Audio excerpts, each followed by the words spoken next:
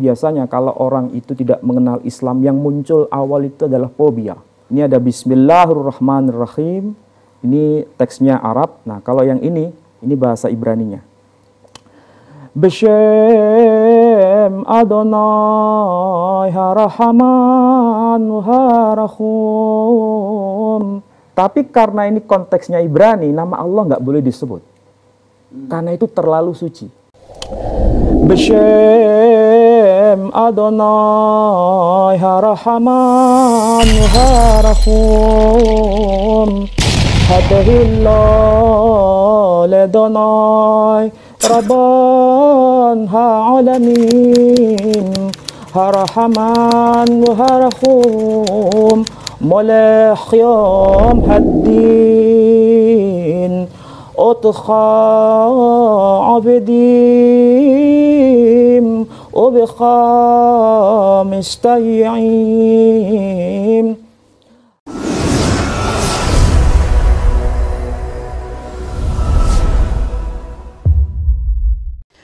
Baik, pecinta kristologi, kita di Mu'alaf Center Hagia Sophia. Kali ini kita akan mendengarkan ya, bacaan Al-Quran dalam bahasa Ibrani. Ya, ini kan menarik sekali. Kalau biasanya kita mendengarkan bahwa perjanjian baru yang dalam bahasa Yunani itu yang tidak ada bahasa Ibraninya itu diterjemahkan ke dalam banyak bahasa, tapi itu tidak akan mengangkat bahwa Bible itu lebih baik karena naskah yang aslinya sudah nggak ada. Jadi diterjemahkan dalam ratusan bahasa pun ya tetap sama, itu adalah salinan-salinan yang diterjemahkan. Nah, yang menarik kali ini kita akan mendengarkan seorang dokter ya, ahli bahasa Ibrani yang akan membacakan Al-Quran bukan terjemahan dalam bahasa Indonesia atau bahasa Inggris, tetapi akan kita dengarkan Al-Quran yang diterjemahkan ke dalam bahasa Ibrani. Nah, ini menarik sekali. Baik, untuk itu ya, kita akan menyapa ahlinya, Ustadz Menachem Ali. Assalamualaikum. Waalaikumsalam warahmatullahi wabarakatuh. Gimana nih ceritanya sampai bisa mendapatkan Al-Quran yang diterjemahkan dalam bahasa Ibrani, tahun berapa itu, dan nanti pemirsa akan berharap ya mendengarkan seorang ahli yang membacakan Al-Quran dalam terjemahnya dalam bahasa Ibrani. Monggo, silakan. Bismillahirrahmanirrahim. Assalamualaikum warahmatullahi wabarakatuh. Waalaikumsalam warahmatullahi. Alhamdulillahi Rabbil Alamin. Wassalatu wassalamu ala habibi Rabbil Alamin Sayyidina Muhammad wa ala alihi wa ashabihi wa sallama tasliman katsira. Saudara-saudara, tadi Bapak Aziz meminta kepada saya untuk membacakan teks Al-Quran dalam bahasa Ibrani, yang tentu saja ini merupakan terjemahan.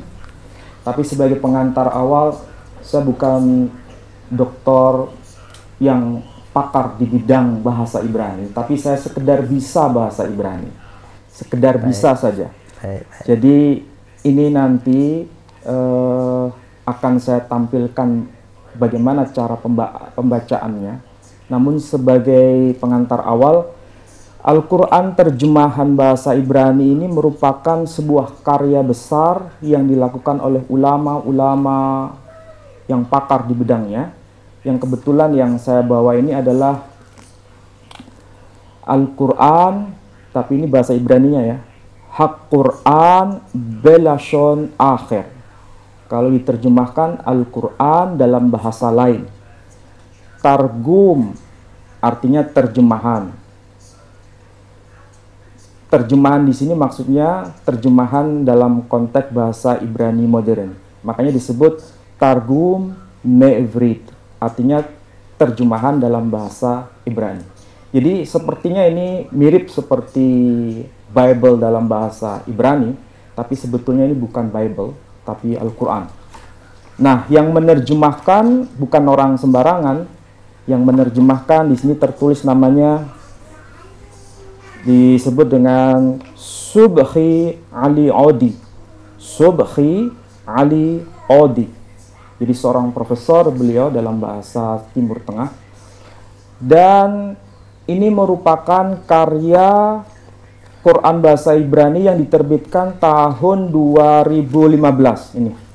Bisa dilihat diterjemahkan oleh sebuah organisasi besar di sana, Markaz Bayinat Lidirasat Qur'aniyah Al-Mamlakah Urduniyah Al-Hashimiyah Amman, terbitan tahun 2015. Memang tidak ada teks Arabnya. Saya tidak tahu kenapa tidak ada teks Arabnya, tapi sebetulnya ini merupakan usaha awal yang barangkali bertujuan supaya tidak menjadi kendala bagi mereka yang tidak mengenal Islam.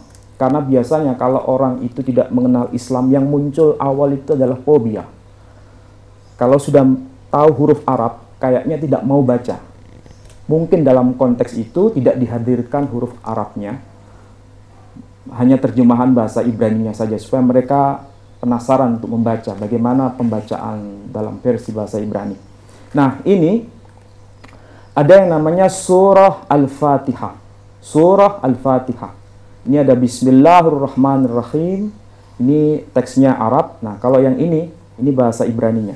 Ini kalau dibaca, tentu saja bacanya itu tidak seperti orang baca biasa, tapi ada intonasi. Nah, intonasinya itu tentu saja kulturnya kultur Arab. Kalau dalam tradisi Islam itu biasanya ada semacam tilawah. Nah, tilawah Al-Quran. Jadi ada model seperti lagu gitu ya? Ada model lagu-lagunya, ada bayati dan macam-macam. Nah, tradisi ini sebetulnya juga ada di kalangan Kristen Arab ketika membaca Alkitab bahasa Arab, juga dilakukan. Orang Yahudi ketika baca kitab Taurat dalam bahasa Ibrani juga dilakukan. Juga dilakukan. Dan itu tradisi, uruf, tradisi. Nah, ketika membaca Al-Quran dalam terjemahan bahasa Ibrani, dan itu biasa untuk dilakukan dalam arti sekedar lagu, bukan mengaji ya, bukan mengaji, tapi ini sekedar cara membaca dengan irama. Nah, ini kalau dibaca ya begini. Nah, kebetulan di sini ada surah Al-Fatihah, ada 7 ayat. Ini ada angka Arab. Nah, ini kalau dibaca ini. Bishem Adonai Harahaman Harahum Hatehillah Ledonai Rabban Ha'alamin Harahaman Harahum Molech Yom Haddin Otcha Abedin Obcha Mistayim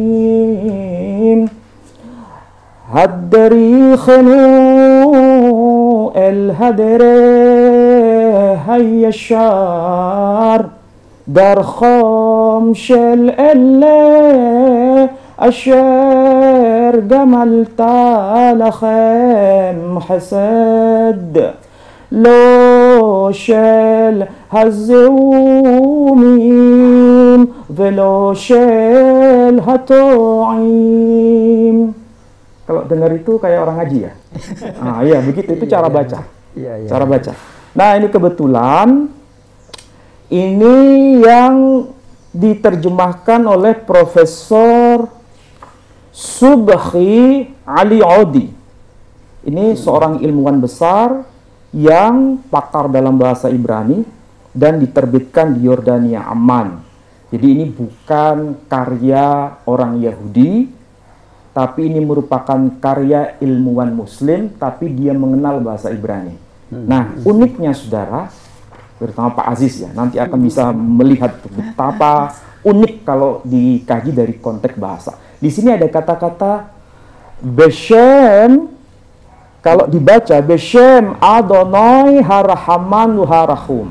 Kalau ini tertulis, tulisannya ini Alef Lamet Lamet Hei. Itu kalau dibaca Allah. Tapi karena ini konteksnya Ibrani, nama Allah nggak boleh disebut. Karena itu terlalu suci. Maka diganti dengan sebutan umum. Diganti dengan sebutan Adonai. Adonai. Nah, sama dengan teks bahasa Ibrani yang perjanjian lama itu ada huruf Yod, He, Vav, He. Orang Nasrani biasanya membaca Yahweh. Orang Yahudi tidak boleh membaca itu karena itu istilah yang sakral, maka diganti dengan sebutan umum. Begitu juga ketika menjumpai tulisan Alef, Lamet, Lamet, He, nggak boleh dibaca Allah. Itu terlalu suci, maka harus diganti dengan istilah umum. Makanya tadi saya baca Beshem Adonai. Beshem itu artinya dengan nama, Adonai Tuhan. Yang dimaksud pasti ini adalah Allah. Harahmanu harahum, yang maha pengasih dan penyayang. Kemudian pada ayat yang kedua ini menarik. Hatehillo ledonoi. Hatehillo itu dari kata hilal. Maka muncul ada kata halilu. Halilu ya. Itu sama dengan alhamdulillah. Kalau tradisi Yahudi menyebut haleluya. Nah, kalau di Quran hanya disebut hatehillo dari kata hilal. Hatehillo ledonai. Ini maksudnya sama dengan alhamdulillah. Jadi ini menarik sebetulnya. Hatehillo ledonai ribon ha'ulam. Ribon kalau bahasa Arabnya Rab. Kalau bahasa Ibraninya ribon. Ha'ulamim al-alamin. Jadi ada kemiripan memang bahasa Ibrani dengan bahasa Arab itu. Maka ini sebetulnya pendekatan bahasa. Ini yang terbit tahun 2015. Ada satu lagi yang baru terbit dan ini bukan diterbitkan oleh pemerintahan Yordania, tapi ini terbitan dari Saudi Arabia. Terbitan Saudi Arabia. Dan saya alhamdulillah mendapatkan akses ini karena setelah ini terbit menjadi masalah karena ada kasus mengenai Al-Aqsa, di sini diganti dengan Heikal. Dan itu menjadi marak dulu, tapi nggak akan saya bahas. Saya hanya bahas mengenai soal terbitan yang terbaru. Ini terbit kitab ini tahun, sebentar saya cek dulu. Ini ada teks. Tapi ada teks Arabnya nggak ini? Ini nggak ada teks Arabnya juga, hanya teks Ibraninya. Ini tahun Hijriahnya 1439. 1439. Ini ini kalau dibaca Al-Qur'anul Karim Targum Mavni. Al-Qur'anul Karim Targum Mavni. Ha-Qur'an Hamavuar Le'ivrit. Ini kalau diterjemahkan ada di sini. Saya bacakan saja. Nah, ini ada teks Arabnya, di sini ada teks Ibraninya. Ini kalau dibaca Tarjamah Ma'ani Al-Qur'anul Karim ilal lughah Ibriyah. Kalau bahasa Ibraninya Targum Mudhni Haq Qur'an Hamavuar Le'ivrit. Kalau ilal lughah Ibriyah Le'ivrit bahasa Ibraninya. Ini diterbitkan oleh Mujamma' al-Malik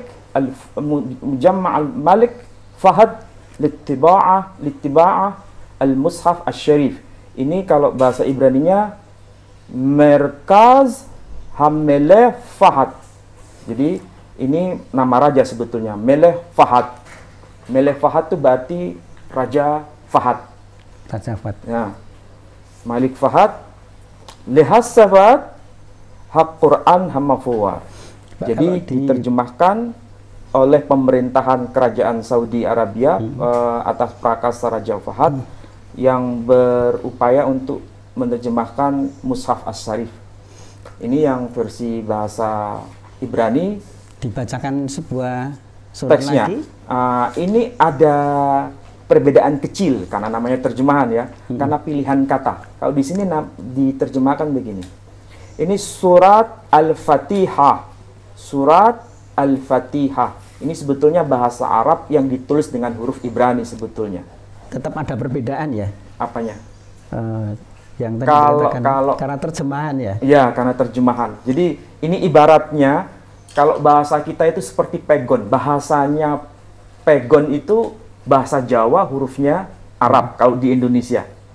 Nah, kalau di Timur Tengah ini kebiasaan orang-orang Yahudi itu atau Muslim yang latar Yahudi menerjemahkan ke dalam bahasa Arab, tapi hurufnya pakai huruf Ibrani. Jadi kalau namanya terjemahan, itu kalau yang menerjemahkan lain, dan pemerintahnya lain, tentu akan lain. Ya. Kalau tidak ada warnanya aslinya, lain. Kalau tidak ada aslinya, ya. maka akan sulit ketika terjemahan itu diterjemahkan lagi, Ya. diterjemahkan lagi. Baik. Ini ada contoh. Di sini kalau ayat pertama diterjemahkan Beshem Adonai, pakai alef lamet hei, Allah, tapi nggak boleh dibaca. Tertulis Allah. Beshem Adonai Harahman Waharahum. Masih sama dengan yang tadi nih. Yang kedua agak beda. Hasyebah, pakai hasyebah. Tadi hatehillah. Kalau di sini pakai hasyebah ledonoi ribon haulamin. Nah, kalau yang tadi bukan hasyebah tapi diterjemahkan hatehillah ledonoi ribon haulamin. Kalau di sini hasyebah ledonoi ribon haulamin.